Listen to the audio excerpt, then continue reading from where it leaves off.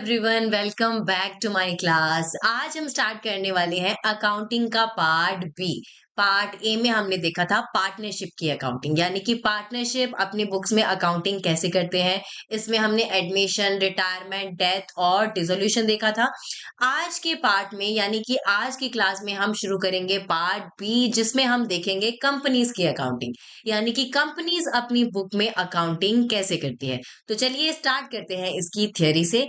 Theory के अंदर हम देखेंगे कि कंपनी होती क्या है, कौन इसको फॉर्म करता है, कैसे ये इनकॉर्पोरेट की जाती है, क्या क्या इसके टाइप्स है, शेयर के टाइप्स, ये सब आज की क्लास में हम देखेंगे। तो चलिए स्टार्ट करते हैं। कंपनी का नाम सुनते ही सबके दिमाग में टाटा, रिलायंस, इन्फोसिस, माइक्रोसॉफ्ट ये सब दिमाग में आता है। लेकिन क्या आपने सोचा है कि ये कंपनीज फॉर्म कैसे होती है, कौन इनको फॉर्म करता है। सोल प्रोप्राइटरशिप में तो प्रोप्राइटर फर्म को बनाता है, पार्टनरशिप के अंदर जो भी पार्टनर्स हैं वो फर्म को बनाते हैं। लेकिन कंपनी को कौन फॉर्म करता है? कंपनी को फॉर्म करते हैं प्रोमोटर्स। प्रोमोटर्स होते कौन है? प्रोमोटर्स वो होते हैं जिनके दिमाग में कंपनी को फॉर्म करने का आइडिया आता है और जो इसकी सारी प्रोसेस करते हैं इनकॉर्पोरेशन की। फॉर एग्जाम्पल, रवि और किशन दो फ्रेंड्स हैं। उन दोनों के दिमाग में आया कि वो एक कंपनी स्टार्ट करना चाहते हैं मैन्युफैक्चरिंग के लिए। अब उन्होंने उसके लिए सारी प्रोसेस जो भी होती है कंपनी को फॉर्म करने के लिए, जो कि हमें कंपनीज एक्ट 2013 के अंडर दी होती है, वो सारी प्रोसेस कंप्लीट करके एक कंपनी को फॉर्म कर लेते हैं। तो प्रोमोटर्स कौन हुए? जो कंपनी को फॉर्म करते हैं, जिनके दिमाग में आइडिया आता है। तो इस केस में रवि और किशन उस कंपनी के प्रोमोटर्स हुए।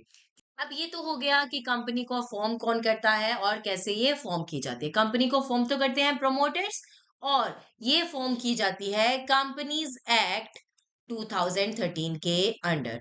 फिर नेक्स्ट है कि कंपनी फॉर्म तो हो गई, इसको चलाएंगे कैसे, इसके लिए पैसे कहाँ से आएंगे। ये समझने के लिए सबसे पहले इसका हम एक इंपॉर्टेंट कॉन्सेप्ट समझते हैं कि कंपनी एक आर्टिफिशियल लीगल पर्सन है। यानी कि लॉ की नजर में ये इसकी एक सेपरेट पहचान होती है, ये एक सेपरेट पर्सन है। लॉ इसको बोलता है आर्टिफिशियल पर्सन। एक्चुअल पर्सन तो ये है नहीं, तो इसको उसने नाम दिया है आर्टिफिशियल पर्सन। यानी कि कंपनी अपने नाम पर प्रॉपर्टी खरीद सकती है, बेच सकती है, कोई कॉन्ट्रैक्ट कर सकती है, किसी को स्यू कर सकती है, खुद स्यू भी हो सकती है। अब कंपनी जो भी काम करेगी उसके लिए वो खुद ही रिस्पॉन्सिबल होगी, क्योंकि वो एक अलग पर्सन है। ठीक है, ये अपने मेंबर, शेयर होल्डर्स, प्रोमोटर्स, इन सब से अलग है। अब कंपनी बन गई है, वो अलग एक पर्सन है। अब उसको चाहिए पैसे खुद को चलाने के लिए। तो उसके लिए वो पैसे कहाँ से लेगी? या तो वो लोन ले सकती है, या फिर वो शेयर कैपिटल इशू कर सकती है। फॉर एग्जाम्पल, ये जो कंपनी रवि और किशन ने स्टार्ट करी है, इसका नाम है एक्स वाई जी कंपनी। अब एक्स वाई जी कंपनी को 10 लाख रुपए चाहिए अपने आप को स्टार्ट करने के लिए। तो 10 लाख रुपए में से 5 लाख रुपए तो उसने ले लिया बैंक से लोन, बाकी के 5 लाख के लिए वो इशू कर रही है शेयर कैपिटल। अब जितना भी ये अमाउंट 5 लाख रुपए है जिसका वो शेयर इशू कर रही है, वो 5 लाख होती है फर्म की शेयर कैपिटल। ये जो अमाउंट है वो क्या है? शेयर कैपिटल 5 लाख रुपए। अब इस शेयर कैपिटल के कितने शेयर्स वो इशू करती है? फॉर एग्जाम्पल, 5 लाख रुपए में वो 50,000 शेयर्स इशू करी, यानी कि एक शेयर कितने का हो गया? 10 रुपए का एक शेयर है, तभी तो 5 लाख में 50,000 शेयर इशू करेंगे। तो जितने शेयर्स वो इशू करती है वो होते हैं उसके शेयर्स, और जितना अमाउंट उसके पास आता है उन शेयर से, उसको हम बोलते हैं उस कंपनी की शेयर कैपिटल। अब 50,000 के शेयर्स उसने इशू किए, जिसमें से 25,000 ले लिए रवि ने और 25,000 ले लिए किशन ने। ठीक है, तो अब ये क्या बन गए? जब उन्होंने शेयर्स खरीदे तो शेयर्स खरीदने के साथ ही वो बन गए उसके शेयर होल्डर्स। अब तक वो पहले, इससे पहले वो क्या थे? प्रोमोटर्स थे, उन्होंने कंपनी को स्टार्ट किया था। लेकिन जैसे ही उन्होंने शेयर खरीदे तो वो बन गए शेयर होल्डर्स। अब एक और चीज समझो, कंपनी सेपरेट लीगल एंटिटी तो है, लेकिन इसका ऑनर कौन है? क्या प्रोमोटर्स इसके ऑनर है क्योंकि प्रोमोटर्स ने बिजनेस को स्टार्ट किया है? नहीं, प्रोमोटर्स इसके ऑनर नहीं होते। कंपनी का ऑनर होता है उसका शेयर होल्डर। अब प्रोमोटर्स ने शेयर खरीद लिए तब वो शेयर होल्डर बने हैं। शेयर्स खरीदने से पहले तक वो सिर्फ प्रोमोटर्स थे। तो अगर आपसे पूछे कोई कि क्या प्रोमोटर्स कंपनी के ऑनर है, नहीं, प्रोमोटर्स ओनर नहीं है, शेयर होल्डर्स कंपनी के ओनर है। अगर प्रोमोटर्स के पास शेयर्स नहीं है तो वो प्रोमोटर्स तो है लेकिन ओनर नहीं है। अब कंपनी स्टार्ट हो गई, रन कर रही है खुद को। अब नेक्स्ट क्या है, रवि और किशन को लगता है कि उन्हें अपनी कंपनी को एक्सपेंड करना है, उन्हें कुछ और पैसों की जरूरत है। तो इसके लिए वो क्या करते हैं, शेयर इशू करते हैं पब्लिक में। अभी तक शेयर सिर्फ और सिर्फ प्रोमोटर्स ने खुद ने खरीदे थे, लेकिन अब वो अपनी कंपनी को एक्सपैंड करना चाहते हैं। तो इस बार वो इनविटेशन दे रहे हैं पब्लिक को कि आओ और हमारे शेयर्स खरीदो। फॉर एग्जाम्पल 10 लाख रुपए के उन्होंने शेयर्स इशू किए, जिनमें से 10 लाख शेयर सब्सक्राइब भी कर लिए पब्लिक ने। तो अभी तक रवि और किशन ऑनर थे उस कंपनी के। अब पब्लिक ने जैसे ही शेयर्स खरीदे तो वो भी उसकी ऑनर बन गई। तो इस चीज से क्या समझ में आता है, जो भी शेयर होल्डर्स है चाहे वो कोई भी हो, वो सभी ऑनर बन जाते हैं कंपनी के। लेकिन कंपनी का कंट्रोल ज्यादातर उनके हाथ में होता है जिनके पास ज्यादा शेयर्स होते हैं। अब 50% ऑफ द शेयर्स तो रवि और किशन के पास है, तो कंट्रोल कंपनी का उनके हाथ में होगा। तो समझ आया आपको कि शेयर होल्डर सारे के सारे ऑनर्स है। अब हो सकता है किसी के पास एक ही शेयर हो, तो उसका कंट्रोल नहीं होगा कंपनी पे, उसकी ऑनरशिप में सिर्फ 1% हिस्सा है, एक से भी कम। ठीक है, तो जिसके पास जितने ज्यादा शेयर होंगे उतना ज्यादा उसका ऑनरशिप होगा और उतना ज्यादा ही उसका कंट्रोल होगा उस कंपनी के अंदर। अब इस पूरी कहानी में 4-5 मेन इंपॉर्टेंट पॉइंट्स निकलकर सामने आते हैं। पहला तो, कंपनी को स्टार्ट कौन करता है, प्रोमोटर। दूसरा, ये स्टार्ट की जाती है कंपनीज एक्ट 2013 के अंडर। तीसरा, कंपनी एक लीगल पर्सन है, ये एक सेपरेट लीगल एंटिटी है, यानी कि इसकी अलग पहचान है लॉ की नजर में। और चौथा है शेयर्स, शेयर कैपिटल और शेयर होल्डर्स। शेयर होल्डर्स कौन होते हैं, कंपनी के ऑनर्स। और ये कंपनी के ऑनर्स कैसे बनते हैं, कंपनी के शेयर्स खरीदकर। ठीक है, और जितने भी अमाउंट का टोटल शेयर्स कंपनी ने इश्यू किया होता है उसको हम बोलते हैं शेयर कैपिटल। ठीक है, तो चलिए इसके हम फीचर्स देखते हैं। फर्स्ट है इनकॉर्पोरेशन। कंपनी इनकॉर्पोरेट कैसे की जाती है, ये इनकॉर्पोरेट की जाती है कंपनीज एक्ट के अंडर। सेकंड, ये एक सेपरेट लीगल एंटिटी है, अपने मेंबर्स प्रोमोटर्स इन सबसे अलग है। थर्ड, आर्टिफिशियल पर्सन है, यानी कि ये अपने नाम पे कोई भी प्रॉपर्टी खरीद सकती है, कोई भी कॉन्ट्रैक्ट कर सकती है, कोई भी बिजनेस चला सकती है, किसी को स्यू भी कर सकती है और खुद भी स्यू हो सकती है अपने खुद के नाम पर। चौथा है परपेचुअल सक्सेशन, यानी कि कंपनी का एग्जिस्टेंस कभी भी इसके मेंबर्स प्रोमोटर शेयर होल्डर्स पे डिपेंड नहीं करता। शेयर होल्डर चाहे इंसॉल्वेंट हो जाए, चाहे बैंकरप्ट हो जाए, चाहे जो आए गए, उनका कंपनी की रनिंग पे कोई फर्क नहीं पड़ेगा। कंपनी वैसे के वैसे चलती रहेगी जब तक ये लीगली वाउंड अप नहीं हो जाती।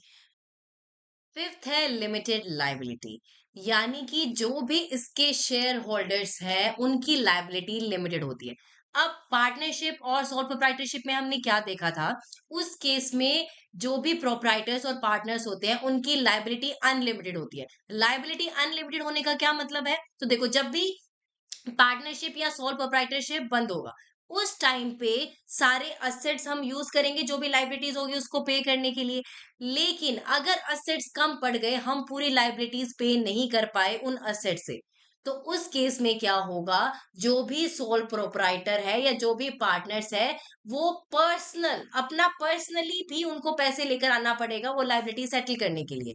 उनकी पर्सनल प्रॉपर्टी का यूज किया जाएगा वो लाइबिलिटी की पेमेंट करने के लिए। ये तो होता है सोल प्रोप्राइटरशिप और पार्टनरशिप में।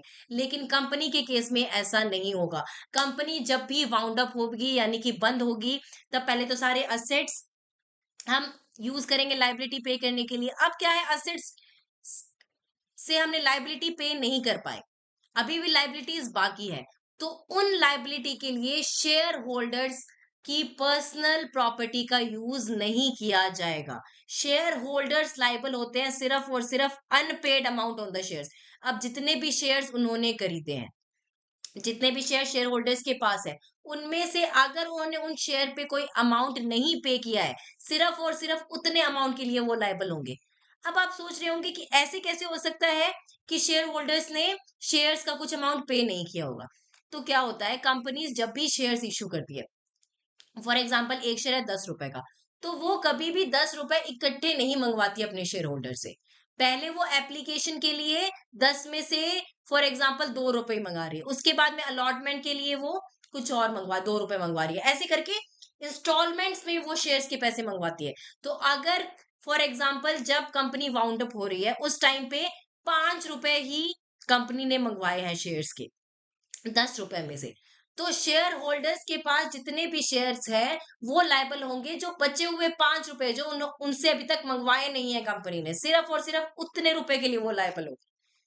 समझ आया? तो जो शेयर होल्डर्स होते हैं वो लायबल होते हैं up to the amount of unpaid amount on the shares held by them.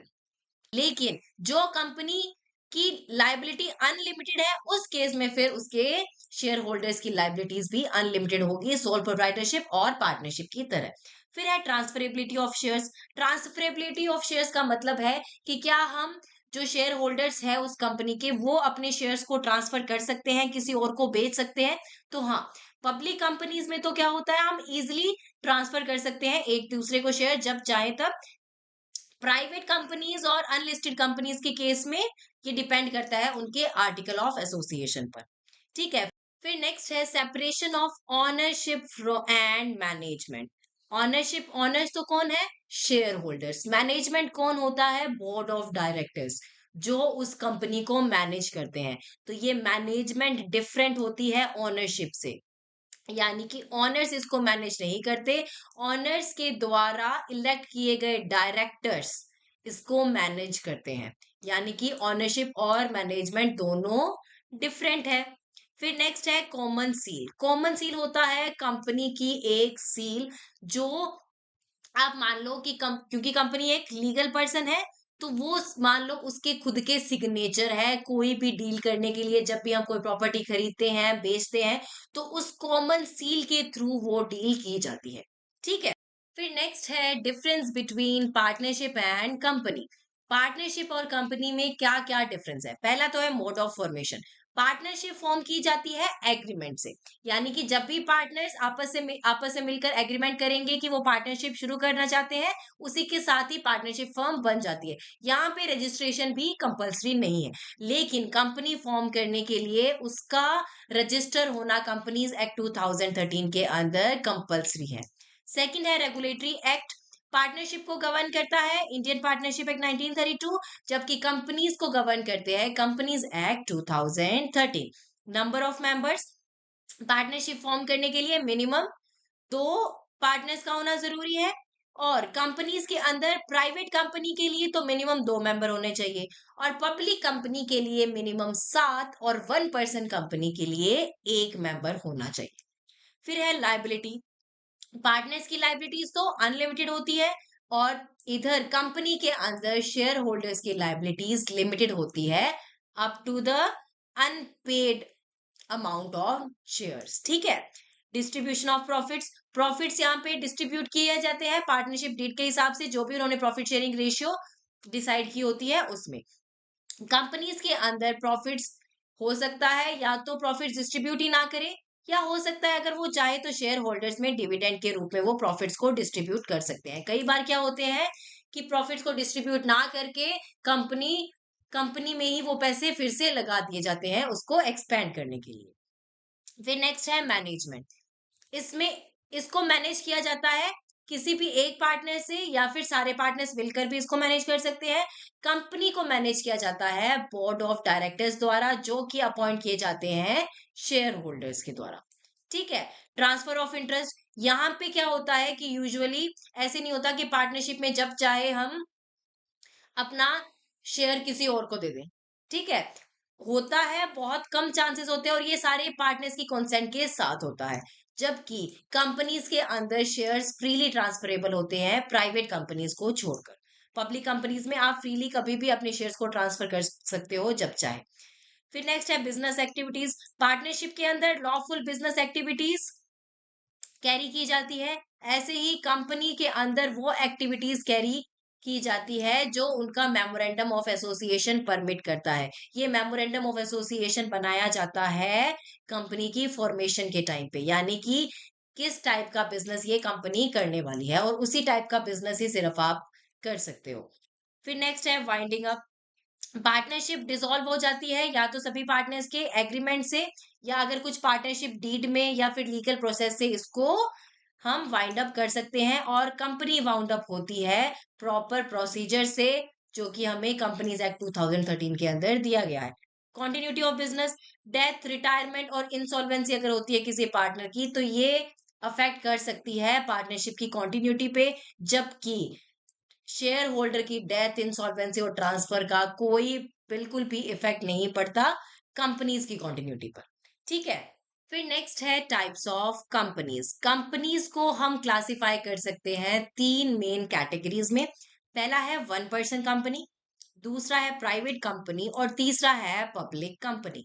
One person company start की जाती है एक पर्सन के द्वारा। इसके अंदर सिर्फ और सिर्फ एक ही पर्सन शेयर होल्डर होता है, इससे ज्यादा इसमें शेयर होल्डर आ ही नहीं सकते। अब क्या क्या इंपॉर्टेंट प्रोविजन है वन पर्सन कंपनी के। अब देखो, वन पर्सन कंपनी स्टार्ट करने के लिए इंडिया के अंदर उसका इंडियन सिटीजन या इंडिया का रेजिडेंट होना बहुत जरूरी है। दूसरा, एक पर्सन एक से ज्यादा वन पर्सन कंपनी स्टार्ट नहीं कर सकता। तीसरा, one person company charitable purpose के लिए हम नहीं बना सकते, और ना ही non banking financial investment activities one person company के अंदर शुरू कर सकते। एक तो वन पर्सन कंपनी का इंडियन सिटीजन या इंडिया का रेजिडेंट होना जरूरी है। दूसरा, एक से ज्यादा वन पर्सन कंपनी का मेंबर वन पर्सन कंपनी शुरू नहीं कर सकता। और तीसरा, वन पर्सन कंपनी ना तो चैरिटेबल पर्पस के लिए शुरू कर सकते, और ना ही नॉन बैंकिंग फाइनेंशियल इन्वेस्टमेंट के लिए। फिर है paid up capital. One person company की 50 लाख रुपए से ज्यादा नहीं होनी चाहिए, और एवरेज एनुअल टर्नओवर 2 करोड़ से ज्यादा। और वन पर्सन कंपनी के मिनिमम एक डायरेक्टर और मैक्सिमम 15 डायरेक्टर तक हो सकते हैं। और वन पर्सन कंपनी का नाम हमेशा खत्म होना चाहिए one person company private limited के साथ। यानी जो भी कंपनी का नाम है उसके पीछे क्या लगेगा, one person company private limited. फिर नेक्स्ट है प्राइवेट कंपनी। प्राइवेट कंपनी की मिनिमम कैपिटल जो भी लॉ के द्वारा प्रेस्क्राइब की गई है उतनी होनी चाहिए, और ये रिस्ट्रिक्ट करती है ट्रांसफर ऑफ शेयर्स। यानी कि इसमें शेयर्स फ्रीली ट्रांसफरेबल नहीं होते। जैसे पब्लिक कंपनीज में तो क्या होता है कि हम शेयर्स को कभी भी सेल कर सकते हैं, वैसे प्राइवेट कंपनीज के अंदर इसके ऊपर रिस्ट्रिक्शन होता है। फिर नेक्स्ट है limit the number of members to 200। यानी कि मैक्सिमम मेंबर्स इसमें कितने हो सकते हैं, 200, जिनमें से जो भी प्रेजेंट और फॉर्मर एम्प्लॉय मेंबर्स हैं उनको एक्सक्लूड कर दो, और साथ में अगर कोई दो से ज्यादा पर्सन ज्वाइंटली किसी शेयर को हेल्ड करते हैं तो उनको भी एक ही पर्सन काउंट किया जाएगा, एक ही मेंबर। ये प्रोहिबिट करते हैं पब्लिक से इनविटेशन, यानी कि पब्लिक को आप सब्सक्रिप्शन के लिए नहीं बुला सकते, कि शेयर्स पब्लिक को नहीं बेच सकते एक हिसाब से प्राइवेट कंपनीज के अंदर। फिर है प्राइवेट कंपनीज के अंदर मिनिमम 2 डायरेक्टर और मैक्सिमम 15 डायरेक्टर हो सकते हैं। वन पर्सन कंपनी में कितना था, मिनिमम 1 और मैक्सिमम 15, और प्राइवेट के अंदर है मिनिमम 2 और मैक्सिमम 15। और प्राइवेट कंपनी का नाम खत्म होना चाहिए विद प्राइवेट लिमिटेड। ठीक है, प्राइवेट कंपनी का जो भी नाम होगा उसके पीछे हमेशा लगा होगा प्राइवेट लिमिटेड। फिर नेक्स्ट है पब्लिक कंपनी। पब्लिक कंपनी कौन सी होती है, जो कि प्राइवेट कंपनी नहीं होती। दूसरा, इसकी मिनिमम पेड अप कैपिटल कितनी होनी चाहिए, जो भी लॉ के द्वारा प्रेस्क्राइब की गई है उतनी। ये प्राइवेट कंपनी की सब्सिडरी नहीं हो सकती। फिर पब्लिक कंपनी के मिनिमम मेंबर्स होने चाहिए 7, और मैक्सिमम की कोई लिमिट नहीं है, कितने भी हो सकते हैं। मिनिमम डायरेक्टर इसके अंदर होने चाहिए 3, और मैक्सिमम हो सकते हैं 15 तक। और पब्लिक कंपनी का नाम खत्म होता है हमेशा लिमिटेड के साथ, यानी कि पब्लिक कंपनी जो भी होगी उसके पीछे हमेशा लगा होगा लिमिटेड। वन पर्सन कंपनी के पीछे लिखा होगा one person company private limited, private company के पीछे लिखा होगा प्राइवेट लिमिटेड, और पब्लिक कंपनी के पीछे हमेशा लिखा होगा लिमिटेड। पब्लिक कंपनी को भी हम आगे फर्दर क्लासिफाई कर सकते हैं लिस्टेड कंपनी और अनलिस्टेड कंपनी में। लिस्टेड कंपनी वो होती है जिनकी सिक्योरिटीज सिक्योरिटीज जो भी शेयर्स डिबेंचर्स वगैरह इशू करती है कंपनी, वो सब क्या होता है स्टॉक एक्सचेंज पर लिस्टेड होता है, यानी कि स्टॉक एक्सचेंज के थ्रू हम उन सिक्योरिटीज को खरीद सकते हैं और बेच सकते हैं। वही अनलिस्टेड कंपनीज क्या होती है, अनलिस्टेड कंपनीज की सिक्योरिटीज स्टॉक एक्सचेंज के ऊपर लिस्टेड नहीं हो सकती, नहीं होती, उनको हम स्टॉक एक्सचेंज के थ्रू खरीद और बेच नहीं सकते। फिर नेक्स्ट है कैटेगरीज ऑफ कंपनीज। अभी तक हमने टाइप्स पढ़े थे कंपनीज के।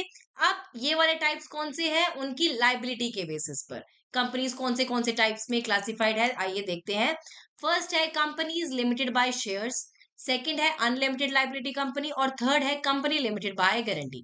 कंपनी लिमिटेड बाय शेयर्स का मतलब है कि जितना भी अमाउंट शेयर्स पे अभी तक कंपनी ने नहीं मंगवाया है, सिर्फ और सिर्फ शेयर होल्डर्स उस अमाउंट तक लाइबल है कंपनी।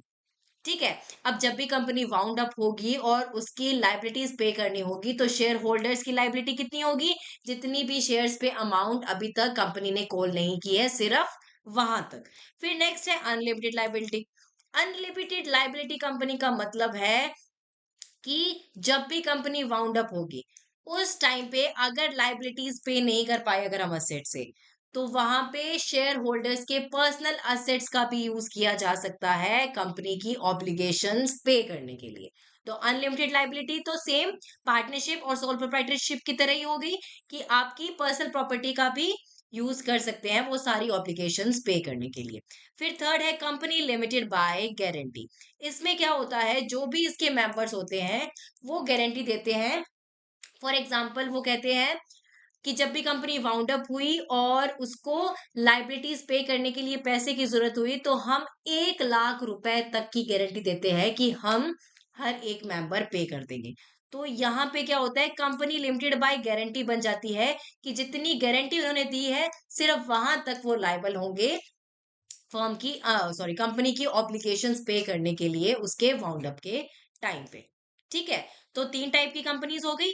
यूजुअली तो कंपनी होती है लिमिटेड बाय शेयर्स, यानी कि लाइबिलिटी सिर्फ और सिर्फ अनकॉल्ड अमाउंट तक होती है शेयर होल्डर्स की।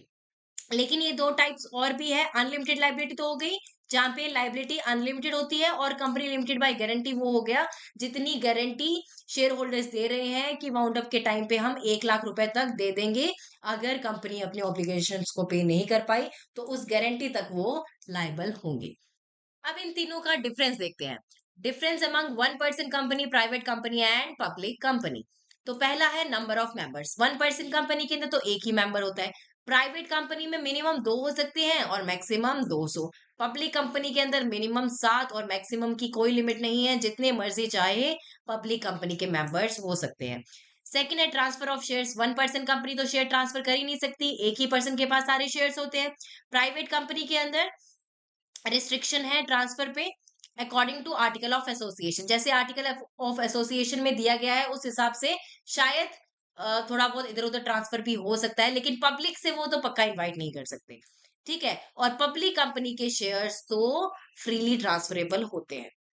प्रोस्पेक्टस, अब प्रोस्पेक्टस क्या होता है, प्रोस्पेक्टस इशू करती है पब्लिक कंपनी जब वो पब्लिक से इनविटेशन लेती है शेयर्स को सब्सक्राइब करने का, यानी कि जब भी वो पब्लिक को शेयर्स इशू करती है तो उसके लिए सबसे पहले उसे प्रोस्पेक्टस इशू करना होगा। तो 1 पर्सन कंपनी तो पब्लिक से इनविटेशन, पब्लिक को इनविटेशन भेज ही नहीं सकती, तो ये इशू नहीं करती। प्राइवेट कंपनी भी पब्लिक से इशू नहीं कर सकती शेयर्स पब्लिक को, तो ये भी नहीं करती। लेकिन पब्लिक कंपनी को प्रोस्पेक्टस इशू करना पड़ता है जब वो सिक्योरिटीज ऑफर करती है पब्लिक को। फिर है subscription of shares. Shares public को ऑफर कर ही नहीं सकती ये वाली 1 पर्सन, ना ही ये कर सकती, सिर्फ और सिर्फ पब्लिक कंपनी शेयर्स ऑफर कर सकती है पब्लिक को। सिक्स्थ है number of directors. 1 person company में मिनिमम 1 होना चाहिए, मैक्सिमम 15। मैक्सिमम की लिमिट सभी में सेम है, पर मिनिमम 1 पर्सन कंपनी के अंदर एक, प्राइवेट कंपनी के अंदर 2, और पब्लिक कंपनी के अंदर मिनिमम 3 डायरेक्टर्स होने चाहिए। फिर नेक्स्ट है इनकॉर्पोरेशन ऑफ अ कंपनी। अभी तक हमने स्टार्टिंग में सिर्फ इसकी कहानी देखी थी, अभी इसके प्रॉपर स्टेजेस देखेंगे कि कैसे कंपनी का इनकॉर्पोरेशन होता है। तो इसके अंदर टोटल 4 स्टेजेस है। पहला है प्रमोशन, सेकंड है इनकॉर्पोरेशन और रजिस्ट्रेशन, थर्ड है कैपिटल सब्सक्रिप्शन, और फोर्थ है कमेंसमेंट ऑफ बिजनेस। तो पहला है प्रमोशन। प्रमोशन के अंदर क्या होता है, प्रोमोटर्स के पास बिजनेस आइडिया आता है और वो जो भी नेसेसरी स्टेप्स होते हैं वो लेते हैं कंपनी को एस्टेब्लिश करने के लिए, और जिनके पास ये आइडिया आता है उसको हम बोलते हैं प्रमोटर्स। तो ये हो गया प्रमोशन स्टेज। सेकंड स्टेज होता है इसका इनकॉर्पोरेशन या रजिस्ट्रेशन। अब प्रोमोटर्स को क्या होता है, जो भी प्रोसीजर होता है कंपनीज एक्ट 2013 के अंडर वो फॉलो करके अपनी कंपनी को रजिस्टर करवाना होता है, जिसके लिए सबसे पहले तो उन्हें कंपनी का नेम डिसाइड करना होता है, इसका article of association, memorandum of association, और जो भी नेसेसरी इंपॉर्टेंट डॉक्यूमेंट्स होते हैं वो सब उन्हें सबमिट करवाने होते हैं रजिस्ट्रार ऑफ कंपनीज के पास। और फिर रजिस्ट्रार ऑफ कंपनीज उन सभी डॉक्यूमेंट्स को वेरीफाई करता है और उसके बाद वो सर्टिफिकेट देता है कि तुम्हारी कंपनी इनकॉर्पोरेट हो गई है, और उस दिन से कंपनी एग्जिस्टेंस में आ जाती है और एक सेपरेट लीगल एंटिटी बन जाती है। किस दिन, जिस दिन रजिस्ट्रार ये सर्टिफिकेट हमें दे देता है कि तुम्हारे सारे डॉक्यूमेंट सही है और तुम्हारी ये कंपनी अब बन गई है। ठीक है। फिर नेक्स्ट स्टेज है capital subscription and commencement of business. अब नेक्स्ट स्टेज में कैपिटल इकट्ठा करना होगा कंपनी को बिजनेस रन करने के लिए, तो इसके लिए वो प्रोस्पेक्टस इशू करेंगे, पब्लिक से इनविटेशन, पब्लिक को इनविटेशन भेजेंगे कि आ जाओ हमारे शेयर्स को सब्सक्राइब कर लो, और इसके बाद बिजनेस भी कमेंस कर देंगे। फिर प्रोस्पेक्टस, ये मैंने आपको बता ही दिया, ये एक डॉक्यूमेंट होता है जो पब्लिक कंपनी इश्यू करती है पब्लिक को कि हम इतने शेयर्स के लिए आपको इनविटेशन दे रहे हैं कि आओ और हमारे शेयर्स परचेज करो। तो ये प्रोस्पेक्टस उससे पहले इश्यू किया जाता है, इसके अंदर जो भी नेसेसरी इंफॉर्मेशन होती है वो सब इसके अंदर लिखी होती है, शेयर से रिलेटेड, कंपनी से related, capital structure, management, financial information, या किस पर्पज से इशू कर रहे हैं, ये सब इस प्रोस्पेक्टस के अंदर लिखा होता है। फिर नेक्स्ट है मिनिमम सब्सक्रिप्शन। मिनिमम सब्सक्रिप्शन का मतलब है कि जितने भी शेयर्स के लिए आप इनविटेशन भेज रहे हो पब्लिक को सब्सक्राइब करने के लिए, अगर उस पे मिनिमम सब्सक्रिप्शन नहीं आता है तो आप वो शेयर्स अलॉट ही नहीं कर सकते पब्लिक को। तो सेबी का प्रोविजन कहता है कि मिनिमम 90% सब्सक्रिप्शन आना जरूरी है पब्लिक से। फॉर एग्जांपल, अगर आपने 1 लाख रुपए के लिए इनविटेशन भेजा है और 1 लाख में से 90% के लिए अगर सब्सक्रिप्शन नहीं आता है तो आप वो शेयर्स अलॉट नहीं कर सकते। ठीक है। तो क्या करना होगा, अगर किसी शेयर के लिए आपके पास सब्सक्रिप्शन आ भी गया है तो वो सब्सक्रिप्शन का अमाउंट भी आपको वापस रिफंड करना पड़ेगा, अगर 90% का सब्सक्रिप्शन आपके पास नहीं आता है उन शेयर्स के लिए। अब 1 लाख में से 90,000 रुपए के लिए अगर पब्लिक सब्सक्राइब करती है फिर तो आप शेयर्स अलॉट कर सकते हो उनको, लेकिन अगर 90,000 तक का सब्सक्रिप्शन नहीं आता है तो जिन लोगों ने शेयर्स के लिए सब्सक्रिप्शन भेजा है उनका अमाउंट भी आपको रिफंड करना पड़ेगा। ठीक है। फिर नेक्स्ट है प्रीलिमिनरी एक्सपेंसेस। प्रीलिमिनरी एक्सपेंसेस क्या होते हैं, ये वो खर्चे होते हैं जो कंपनी को एक्चुअल में स्टार्ट करने से पहले प्रोमोटर्स ने उसके ऊपर किए होते हैं। इन खर्चों में क्या क्या चीजें आते हैं, expenses incurred for incorporating the company, यानी कंपनी को खड़ा करने के लिए, उसको इनकॉर्पोरेट करने के लिए जो भी खर्चे हमने उसके ऊपर किए हैं, registration fees, legal and professional charges, expenses relating to preparation of the project report, expenses connected with raising capital, capital को रेज करने के लिए खर्चा आ रहा है, ये सब एक्सपेंसेस क्या है, प्रीलिमिनरी एक्सपेंसेस। और इसके एग्जाम्पल हमें दिए गए हैं, registration expenses, legal expenses, professional fees, expenses for preparing project reports, expenses relating to issue of shares, ये सब प्रीलिमिनरी एक्सपेंसेस होते हैं। फिर नेक्स्ट है share capital of a company. Share capital क्या होता है, ये अमाउंट होती है जिस अमाउंट के लिए पब्लिक शेयर्स इश्यू करती है। टोटल अमाउंट, जो अपना रवि और किशन वाला केस था उसमें 5 लाख रुपए क्या था, वो शेयर कैपिटल था। फिर है शेयर होल्डर्स। शेयर होल्डर्स कौन होते हैं, जो शेयर्स को परचेज करते हैं उन्हें हम बोलते हैं शेयर होल्डर्स। फिर नेक्स्ट है टाइप्स ऑफ शेयर्स, यानी कि शेयर्स कितने टाइप्स के होते हैं। शेयर्स दो तरह के होते हैं, एक तो होता है प्रेफरेंस शेयर्स और दूसरा होता है इक्विटी शेयर्स। प्रेफरेंस शेयर्स के नाम से ही पता लग रहा है, यानी कि इनको प्रेफरेंस मिलती है। जो भी प्रेफरेंस शेयर होल्डर्स होते हैं उन्हें इक्विटी शेयर होल्डर से पहले तो डिविडेंड मिलेगा।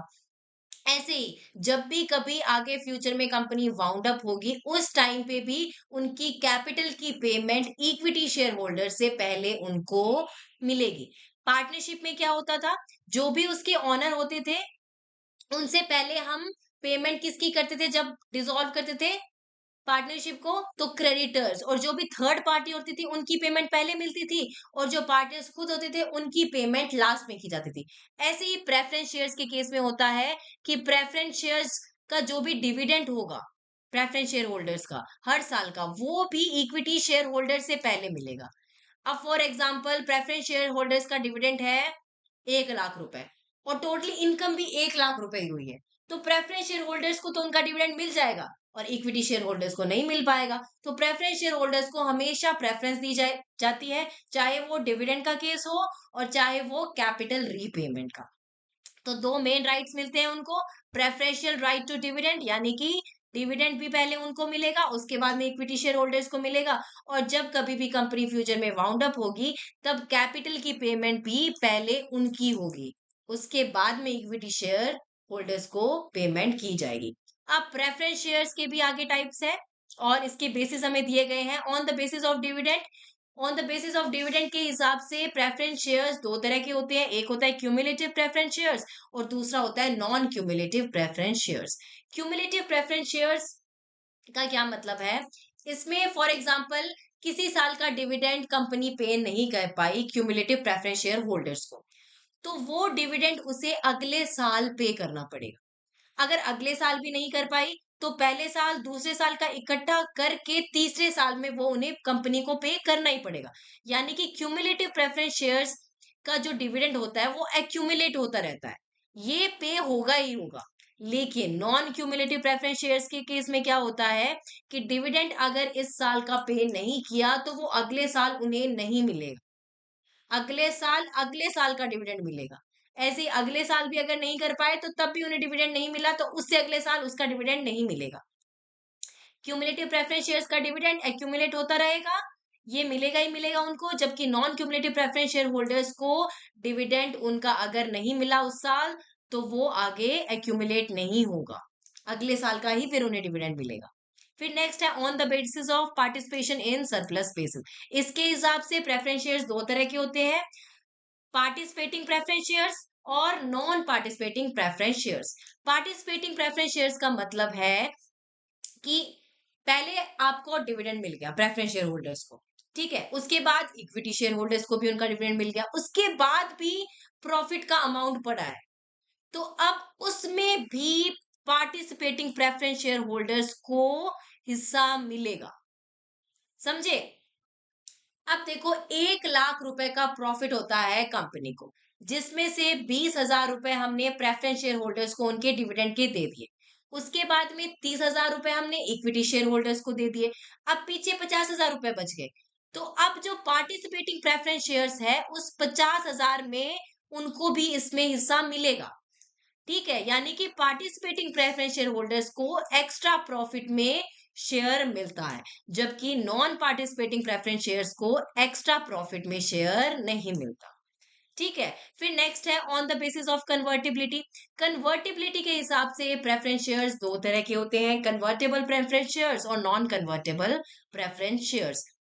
कन्वर्टेबल प्रेफरेंस शेयर्स का मतलब है कि वो प्रेफरेंस शेयर्स फ्यूचर में इक्विटी शेयर्स या डिबेंचर में कन्वर्ट हो सकते हैं according to the term of issue, यानी कि स्टार्टिंग में जो टर्म्स इशू के दिए थे कि 10 साल के बाद आप कन्वर्ट कर सकते हो या 5 साल के बाद कन्वर्ट कर सकते हो, बेसिकली जो प्रेफरेंस शेयर्स होंगे वो आप कन्वर्ट कर पाओगे आगे फ्यूचर में टर्म्स के अकॉर्डिंग इक्विटी शेयर्स या डिबेंचर्स के अंदर, जबकि नॉन कन्वर्टेबल प्रेफरेंस शेयर्स कभी भी कन्वर्ट नहीं होते। ये जब से प्रेफरेंस शेयर्स हमने खरीदे हैं तब से वो प्रेफरेंस शेयर होल्डर्स ही रहेंगे एंड तक। फिर नेक्स्ट है on the basis of redemption. Redemption के बेसिस पे प्रेफरेंस शेयर्स दो तरह के होते हैं, रिडीमेबल प्रेफरेंस शेयर्स और इरिडीमेबल प्रेफरेंस शेयर। रिडम्पशन का मतलब होता है कि प्रेफरेंस शेयर की रीपेमेंट करना कंपनी के द्वारा। अब जब कंपनी ने प्रेफरेंस शेयर इशू किए होंगे तब पब्लिक ने पेमेंट करी होगी उन प्रेफरेंस शेयर्स के लिए। अब रिडम्पशन के टाइम पे क्या होगा, ये पेमेंट वो वापस करेंगे उन शेयर होल्डर्स को कंपनी, तब वो प्रेफरेंस शेयर्स रिडीम हो जाते हैं एक पर्टिकुलर टाइम पे। फॉर एग्जांपल कोई प्रेफरेंस शेयर 10 साल के लिए इशू किए गए हैं, तो 10 साल के बाद कंपनी उनकी रीपेमेंट कर देगी। तो रिडीमेबल प्रेफरेंस शेयर का मतलब हुआ कि जो रिडीम हो सकते हैं एक पर्टिकुलर टाइम के बाद। और इरिडीमेबल प्रेफरेंस शेयर्स वो होते हैं जो कभी भी रिडीम नहीं होते, जब तक बिजनेस चलता रहेगा तब तक वो प्रेफरेंस शेयर्स रहेंगे। ठीक है। और कंपनीज एक्ट 2013 ने अब इरिडीमेबल प्रेफरेंस शेयर इशू करने से मना कर दिया है, यानी कि सिर्फ और सिर्फ रिडीमेबल प्रेफरेंस शेयर्स ही कंपनी इशू कर सकती है। अब एक बार दोबारा से क्विक रिवीजन कर लेते हैं सभी प्रेफरेंस शेयर्स की। तो डिविडेंड के बेसिस पे प्रेफरेंस शेयर्स दो तरह के होते हैं, क्यूमुलेटिव प्रेफरेंस शेयर्स और non cumulative preference shares. Cumulative preference shares कौन से थे? जिस ईयर में डिविडेंड नहीं मिला उन शेयर होल्डर्स को, उस साल का डिविडेंड उनका एक्यूमुलेट होता रहेगा और अगले साल में उन्हें मिल जाएगा। लेकिन non cumulative preference shares holder को डिविडेंड अगर किसी साल में नहीं मिला है, वो अगले साल एक्यूमुलेट नहीं होता। ठीक है। वो एक्सपायर हो जाता है, यानी कि उसी साल अगर उन्होंने नहीं पे किया तो अगले साल वो एक्यूमुलेट नहीं होगा, आगे जाकर इकट्ठा नहीं होगा, वो वहीं पे खत्म हो गया। फिर on the basis of participation के हिसाब से पार्टिसिपेटिंग, नॉन पार्टिसिपेटिंग। पार्टिसिपेटिंग का मतलब है कि सरप्लस प्रॉफिट में पार्टिसिपेटिंग प्रेफरेंस शेयर होल्डर्स को हिस्सा मिलेगा, जबकि non participating preference share holders को सरप्लस प्रॉफिट में हिस्सा नहीं मिलता। फिर नेक्स्ट है on the basis of convertibility. Convertibility के हिसाब से दो तरह के होते हैं, कन्वर्टेबल और नॉन कन्वर्टेबल। कन्वर्टेबल यानी कि थोड़े टाइम बाद में उनको हम कन्वर्ट कर सकते हैं इक्विटी शेयर्स या डिबेंचर्स में, और नॉन कन्वर्टेबल को हम आगे कन्वर्ट नहीं कर सकते। प्रेफरेंस शेयर्स हमेशा प्रेफरेंस शेयर्स ही रहेंगे। फिर है on the basis of redemption, redeemable और इरिडीमेबल। रिडीमेबल का मतलब है कि थोड़े टाइम बाद में प्रेफरेंस शेयर्स रिडीम हो सकते हैं, कंपनी उनकी रीपेमेंट कर देगी। और इरिडीमेबल का मतलब है कि वो कभी रिडीम नहीं होंगे अपनी पूरी लाइफ टाइम में। और कंपनीज एक्ट 2013 ने अब इरिडीमेबल प्रेफरेंस शेयर इशू करने से मना कर दिया है कंपनीज को, तो इरिडीमेबल प्रेफरेंस शेयर्स इशू ही नहीं कर सकती कंपनी। फिर नेक्स्ट है इक्विटी शेयर्स। अभी तक हमने प्रेफरेंस शेयर्स देखी, सेकंड टाइप है equity share. Equity shares real owners होते हैं बिजनेस के। ये सबसे ज्यादा रिस्क बेयर करते हैं क्योंकि इनको डिविडेंड भी प्रेफरेंस शेयर होल्डर्स के बाद मिलता है, उनका कैपिटल रीपेमेंट भी प्रेफरेंस शेयर होल्डर्स के बाद मिलता है, और इनको प्रॉफिट में हिस्सा भी ज्यादा मिलता है। जब अगर रिस्क भी ज्यादा लेंगे तो प्रॉफिट भी ज्यादा ही अर्न करेंगे। प्रॉफिट कैसे अर्न करेंगे? डिविडेंड के थ्रू, या जो भी उनका शेयर का प्राइस है वो बढ़ जाएगा अगर कंपनी अच्छा काम कर रही होगी। तो इस तरह से उनको इनका रिस्क भी हाई है और उनका रिटर्न भी ज्यादा है। अब डिफरेंस क्या है प्रेफरेंस शेयर और इक्विटी शेयर में? पहला, right to dividend. Preference share holders को पहले डिविडेंड दिया जाता है, जबकि इक्विटी शेयर होल्डर्स को बाद में। Rate of dividend, preference share holders का रेट ज्यादातर फिक्स होता है, इक्विटी शेयर्स का कोई भी डिविडेंड का रेट फिक्स नहीं होता। Arrears of dividend, preference shares में जो क्यूमुलेटिव प्रेफरेंस शेयर होल्डर्स होते हैं उनको एरियर्स भी मिलते हैं, यानी कि जिस साल डिविडेंड पे नहीं किया उस साल का डिविडेंड भी उन्हें अगले साल में मिलता है। नॉन क्यूमुलेटिव के केस में तो ऐसा नहीं होता। और इक्विटी शेयर होल्डर्स को कभी भी एरियर नहीं मिलता, कभी भी उनका डिविडेंड एक्यूमुलेट नहीं होता। Convertibility, preference share holders convertible होते हैं इक्विटी शेयर्स में या डिबेंचर्स में, जबकि इक्विटी शेयर्स कन्वर्टेबल नहीं होते। रिडम्पशन, प्रेफरेंस शेयर्स रिडीमेबल भी होते हैं, जबकि इक्विटी शेयर्स रिडीमेबल नहीं होते। Voting rights, preference share holders को नॉर्मली लिमिटेड वोटिंग राइट्स मिले जाते हैं। ठीक है, वो भी कोई स्पेशल सर्कमस्टेंसेस पे, जबकि इक्विटी शेयर होल्डर्स के पास पूरे वोटिंग राइट्स होते हैं। रीपेमेंट ऑफ कैपिटल, कैपिटल की रीपेमेंट पहले प्रेफरेंस शेयर होल्डर्स की होगी, बाद में इक्विटी शेयर होल्डर्स की। और right to participate in management, management में प्रेफरेंस शेयर होल्डर्स को कोई राइट नहीं होता पार्टिसिपेट करने का, जबकि इक्विटी शेयर होल्डर्स के पास राइट होता है मैनेजमेंट में पार्टिसिपेट करने का। किसके थ्रू? वोट्स के थ्रू। ठीक है, फिर क्लासिफिकेशन है। अभी तक हमने शेयर कैपिटल की एक क्लासिफिकेशन तो देख ली, अब देखेंगे अकाउंटिंग के पॉइंट ऑफ व्यू से शेयर कैपिटल की क्लासिफिकेशन। और अकाउंटिंग के पॉइंट ऑफ व्यू से शेयर कैपिटल को हम तीन टाइप्स में क्लासिफाई करते हैं, ऑथोराइज, नॉमिनल और रजिस्टर्ड कैपिटल, इश्यूड कैपिटल और सब्सक्राइब्ड कैपिटल। ऑथोराइज, नॉमिनल और रजिस्टर्ड कैपिटल वो होता है जितना कंपनी कैपिटल इश्यू कर सकती है। ये अमाउंट होता है जो मेमोरेंडम ऑफ एसोसिएशन में बताया होता है कि इतने तक तुम शेयर्स इश्यू कर सकते हो।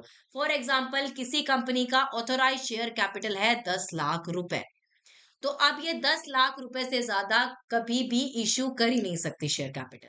ठीक है, तो ऑथोराइज तो हो गया, उसकी लिमिट कितना तक वो इश्यू कर सकती है, ऑथोराइज, नॉमिनल या रजिस्टर्ड कैपिटल। फिर है इश्यूड कैपिटल। इश्यूड हो गया उस ऑथोराइज कैपिटल में से कितना कंपनी ने इश्यू कर दिया है। फॉर एग्जाम्पल 10 लाख रुपए का ऑथोराइज कैपिटल था, उसमें से 7.5 लाख रुपए उसने इश्यू कर दिए हैं पब्लिक को कि इतने कैपिटल के लिए तुम सब्सक्राइब करो शेयर्स।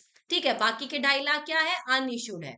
तो ऑथोराइज तो हो गया जितनी उसकी लिमिट है, और इश्यूड हो गया उस लिमिट में से उसने कितने इश्यू किए हैं। फिर नेक्स्ट है सब्सक्राइब कैपिटल। सब्सक्राइब्ड वो हो गया, अब कंपनी ने 7.5 लाख रुपए के इशू किए, उसमें से पब्लिक ने कितने एक्चुअल में सब्सक्राइब किए। इशू तो वो कितनी भी कर सकती है, लेकिन अगर पब्लिक सब्सक्राइब ही ना करे तो सब्सक्राइब कैपिटल वो होते हैं कितना पब्लिक ने सब्सक्राइब किया है इशूड में से। तो ऑथोराइज तो हो गया कितनी लिमिट है, ऑथोराइज में से इशूड हो गया उस लिमिट में से कितने कैपिटल कंपनी ने इशू किया है, और सब्सक्राइब का मतलब हो गया कितना कैपिटल पब्लिक ने सब्सक्राइब किया है। फॉर एग्जाम्पल इशू तो किया 4 लाख का, लेकिन सब्सक्रिप्शन आया 3 लाख रुपए का। तो समझ आया तीनों, ऑथोराइज्ड, इशूड और सब्सक्राइब कैपिटल। और आज की क्लास हम यहीं पे खत्म करते हैं, बाकी की चीजें हम कल की क्लास में करेंगे। आई होप आज की क्लास आपको अच्छे से समझ आई होगी। Thanks for watching. If you like this video please like share and subscribe. Bye bye.